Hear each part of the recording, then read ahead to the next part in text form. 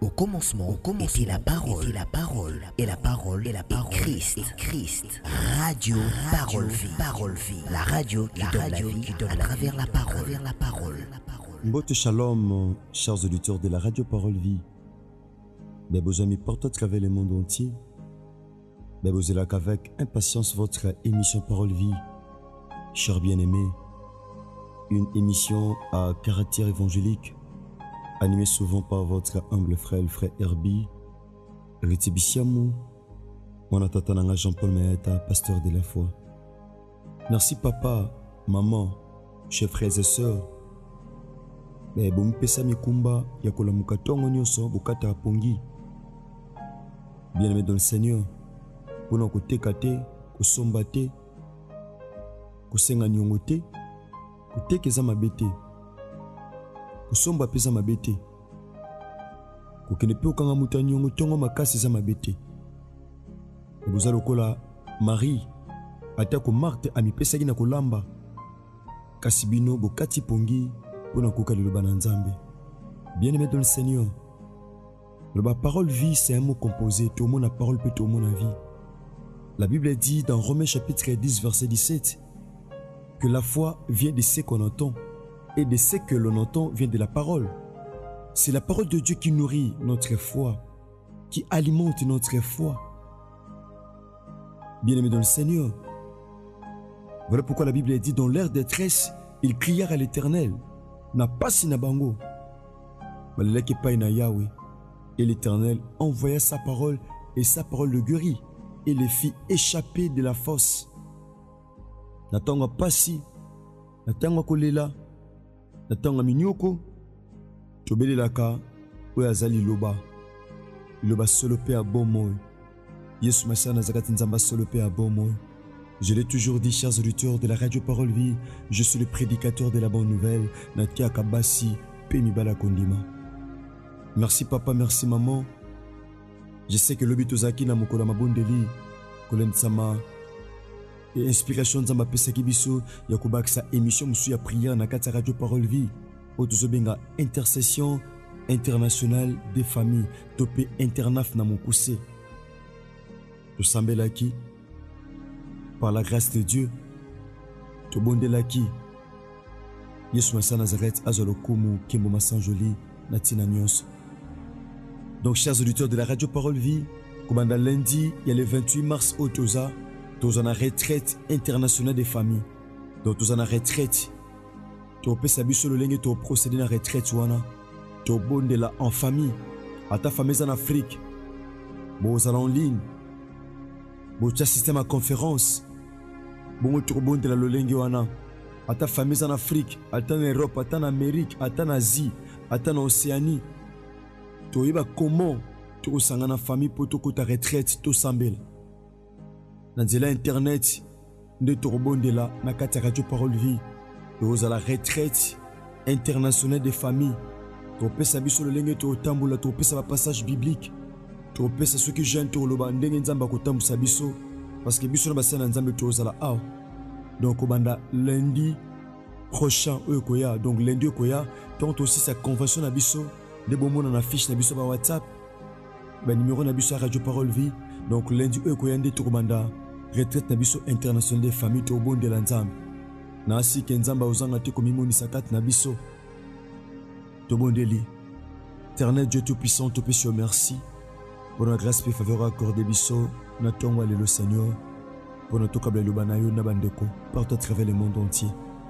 Tata Yesu Masa Nazareth tuko soba mafuta afin que luba oyo sika na mitema bato e mata kondima na biso na kombo na Yesu Christ wa Nazareth nzamba solo pe a bomo de baso na kondima lokola peuple moko to bondeli pe to lobi amen.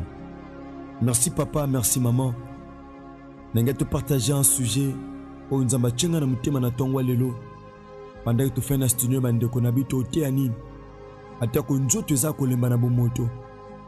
on travaille tellement dur qu'il ne moussala nzambe, qu'il ne moussana yomo kwa bomoto, parce que ma comme le biete wa ko sala tia ko liate. Bala kisabiso ka Bible pambate, bala kisabiso Bible na ntengo. Poto bunda, poto za ba mendiante. Bala kisabiso nzela nzambe ndengwana. tosalelaka nzambe mpe tolukaka lipa ya bana to mpe kwanga. Bien-aimé dans le Seigneur, nangena kabula no sujet moko o nzamba tchenga na mutema atiako nzoto eza kolemba. Bien-aimé, mais la Bible dit tant nzoto eza kolemba, c'est alors que l'esprit est fort.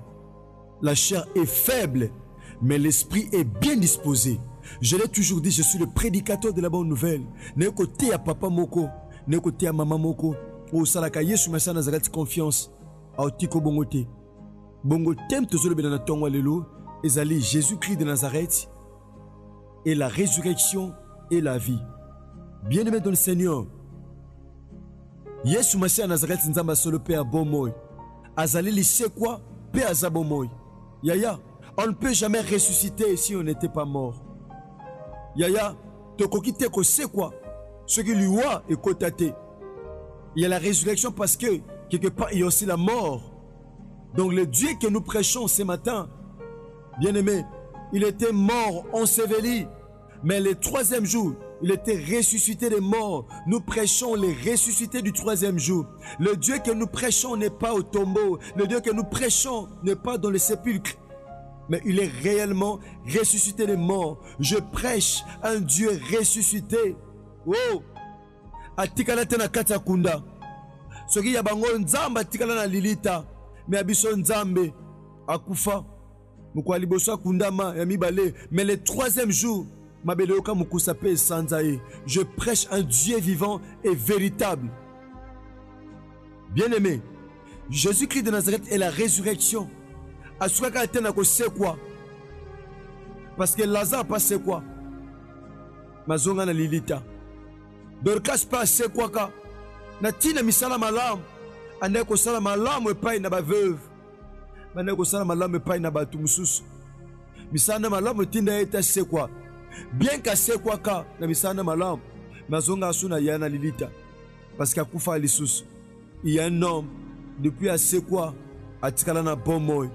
Il a existé dans le passé, il existe dans le présent, il existera aussi dans le futur. C'est Jésus-Christ de Nazareth, le Dieu vivant et véritable. Yaya, maman comme toujours bela, Jésus-Christ de Nazareth est la résurrection et la vie. Écoutez rapidement la parole de Dieu, bien-aimé. La Bible dit ceci. Dans le livre de Jean, chapitre 11, verset 20. Lorsque Marthe apprit que Jésus arrivait, oh, elle alla devant de lui, tandis que Marie se tenait assis à la maison. Verset 21. Marthe dit à Jésus, « Seigneur, si tu eusses été ici, mon frère ne serait pas mort. Mais, maintenant même, je sais que tout ce que tu demanderas à Dieu, Dieu te l'accordera. » Oh, j'aime la parole, j'aime la Bible, qui est le livre sacré. J'aime la Bible, qui est la parole de Dieu, une parole authentique. Ici, Marthe avait appris que Jésus arrivait. Marthe apprenait que Jésus aye. Nzoka Christ ne bande ko ya bongo. Marthe a ko bungi sa frère naye Lazare. Marthe était sœur à Marie. Alors que ces deux sœurs ont perdu leur frère Lazare, qui était aussi l'ami de Jésus. Qui était l'ami de Jésus. Lazare a Koufaki. Et ça, pendant que je parle, il y a un domaine dans leur vie où il Koufa. Il y a un domaine où il Koufa. Oh, c'est Kundama. Il y a un domaine dans ta vie, mon frère, ma soeur. Vous qui me suivez partout à travers le monde entier, parfois il y a un domaine quelque part. Oh, c'est Koufa. Oh, c'est Koufa. Oh, comment on a souci tant on y est. Pourquoi? Parce que le domaine où on est la force na yo et Koufa. Marthe apprend que Yesu Azoya a précédé Jésus, a précédé Yesu Massa Nazareth à Keliboso. Tandis que Marie se tenait assis, Marie a qui posé. Attends que Yesu Azoya, mais Marie était posée. A paniqué guité. Bien aimé, devant n'importe quelle situation, ne panique pas, mais sois posé. Sois posé. Sois posé, mon frère, ma soeur. Attends nos 8 pour ça, mais sois posé. Sois posé, garde la foi. Faites confiance en Dieu. Oh, il est écrit, tous ceux qui espèrent en l'Éternel ne seront jamais confondus. Attendons nos yeux le but côté na bokonwana, ça les confiance. Attendons nos yeux moi naté bien-aimé dans le Seigneur, ça les confiance. Ça les confiance. Attends musala malonga dans nos yeux, ça les confiance. Attendons nos yeux papier te na mboko zovanda, ça les confiance. Attendons le bigité na bokonona yoana, ça les confiance. Attends liba les aussi maté mi kakatano, ça les confiance. Attends au vie chrétienne aussi maté ko kwa na ko koya, ça les confiance. Bien-aimé dans le Seigneur. Ça les confiance. Ici, Marie était posée, Marie était assise. Mais Marthe, à Kimimbaou, à Kakutana Christ. Marthe dit à Jésus, écoutez ceci, Seigneur, si tu eusses été ici, mon frère ne serait pas mort. À combien de la Christ est cela passé? Bien-aimé,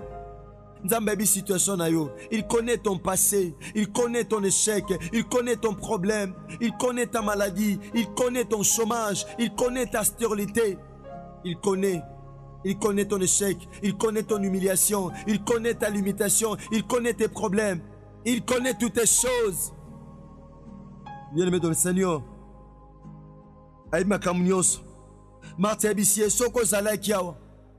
ici on voit l'importance de la présence de Jésus. Donc Marthe voulait tout simplement c'était sur la présence de Dieu. Abi Seigneur, soko zalaki awa ndona bisalingaka kufate. Soko zalaki awa misala bisalingaka ko bebate. Soko zalaki awa mwana bisalingaka kufate. Soko zalaki awa ndezeme lingaka sopanate. Soko zalaki awa ndenazoka sonite. Soko zalaki awa dépasser comme les bissotés, à rappeler Christ en situation. Avec Christ, Yoka, mais maintenant même, je sais que tout ce que tu demanderas à Dieu, Dieu te l'accordera. Abi, attaque aux aki a atteint de quoi koufi. Mais ce que je sais est que nyoso ko senge pa ina tata, nyoso ko senge pa ina nzambe, a pesa oyango. Oh! J'aimerais dire à un homme qui me suit ce matin, de Kokati Pongi, j'aimerais dire à un papa, à une maman, à une soeur et à un frère. Voilà pourquoi la Bible dit, tout ce que vous demanderez à mon nom, dans la prière, croyez que vous l'avez reçu et vous le verrez s'accomplir. Bien-aimés, vous le verrez. Sans exception, et à la santé, et à la guérison. Et à la vie chrétienne malonga. Nyonso bo senga na kombo nanga. Nzalo sambo ya kondima. Bondima ete na kokisango. Na salango pe bo monango kokisama. Abi Seigneur so zalaki andende konanga kufite. Maintenant dima ke nyonso senge pa ina nkolo. Kolo salango. Jésus dit, ton frère ressuscitera. Oh, je me dire à quelqu'un, misalo kufa et ose quoi. Oh, Zama Pambolo Kolobi, Amen. Matrice na oe kufe kauka e ose kwa e mema mwana. Aïe aïe aïe. Na ote a mwasi moko.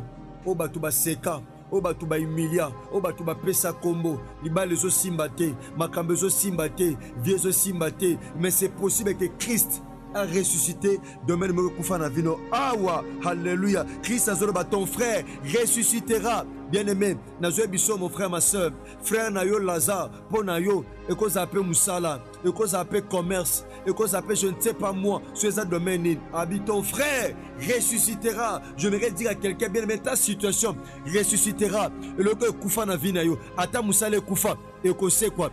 Ata ma frère Koufa, et qu'on sait quoi. Ata vie chrétienne Koufa, et qu'on sait quoi. Ata Liba le Koufa, et qu'on sait quoi. Ata Nyos Koufa, et qu'on sait quoi. Ata vie chrétienne Koufa, et qu'on sait quoi. Ata fiancé Koufa, et qu'on sait quoi. Nzamba pambo ndoko zoba amen. Pendant que je parle dans mon moisson, azobeta boka bi maternité ko sait quoi. Abi libumwe ko sait quoi. Libumwe ko mema mwana, abi tolwe ko sait quoi et ko melisa. Pendant que no loba moisson, a moisa ko ndima, a onyata makolo. Abeta maboko, abi e ko sait quoi. Yes. Et on sait quoi. Abi ton frère ressuscitera. Ressuscitera. Abi ndeko no on sait quoi. Nengane biso mon frère likamwane ko sait quoi. Etikala ko kufate. Etikala ko kufate libala ne etikala ko kufate o sait quoi. Ata papa comme ça ridwa ndako. Ata makambe simba ate. Oloko bimamboko oza, mais rien ne va ba mela ko ba mbongo. Obundi na vie, ni rien ne va dans ta vie. C'est possible. Domaine où on sait quoi. C'est possible, bien aimé dans le Seigneur. Merci. Papa, merci, maman. Tu comme Nabiso na souka. Dans le bâtiment, on y a sousou maté à l'oko la boy. Nasima koyoka ngo sambela. Peut partager en yaya. Partager maté à eux. Partager en bon délai bien aimé dans le Seigneur. Papa, maman, mon frère, ma soeur. De quoi pour s'amener Nabiso pour n'embala liboso. Pourquoi comme Nabiso na numéro eux. Il y a plus de 43. 97 36 31 068. Wana okozabiso par la grâce de Dieu. Na retraite auto-zanango international des familles. Yami balé ali plus 743 89 58 45 235. Mais de préférence, au komelabiso awa, izamalam. Numéro le koleza sikato senango penza mwami. So komelabiso awa et uzamalam. Merci papa, merci maman. Merci Nandeko Nangai, ingénieur Jeksa Pemba, ingénieur Chris Kundenga. Merci l'ingénieur Trésor Tingi et la grande famille Parole Vie. Tika Yesu Christ en Nazareth Nzamba solo pe abomo apambo labino. Ce qui Yesu Christ en Nazareth à maison élité, tu continuer message au lobby. Par la grâce de Dieu, il y a Sambela comme pasteur, comme évangéliste et partager ma terre à eux. Ce qui Yesu Christ en Nazareth à maison élité, tu continuer bongo lobby na numéro Asika. Merci que Dieu vous bénisse. Au commencement était la parole, et la parole est Christ. Radio Parole Vie, la radio qui donne la vie à travers la parole.